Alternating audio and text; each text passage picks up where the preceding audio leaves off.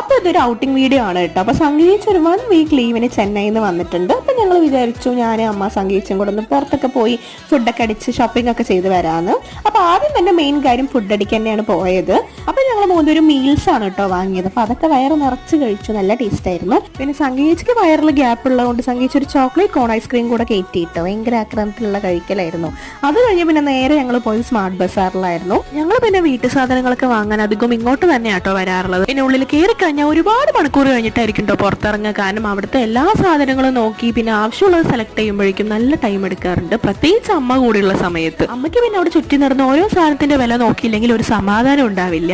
അങ്ങനെ ഞങ്ങൾ പർച്ചേസ് ഒക്കെ കഴിഞ്ഞു. ഇതാ ബില്ലൊക്കെ ആക്കി, കണ്ടില്ല ഒരു നീണ്ട ബില്ലായിരുന്നു, നല്ല രീതിയിൽ പൈസ പൊട്ടി. അങ്ങനെ ഷോപ്പിംഗ് കഴിഞ്ഞതിന്റെ ക്ഷീണം മാറ്റാൻ ഞങ്ങൾ ഈവനിങ് നേരെ ഫുഡ് അടിക്കാൻ വന്നു. അമ്മ ഇഡ്ഡലിയൊക്കെ കയറ്റിക്കൊണ്ടിരിക്കുന്നുണ്ട്. ഞാനും സംഗീച്ചും പിന്നെ ചന്ന ബട്ടൂര വാങ്ങി. പിന്നെ അതൊക്കെ കഴിഞ്ഞ് നേരെ വീട്ടിലേക്ക് പോയിട്ടോ.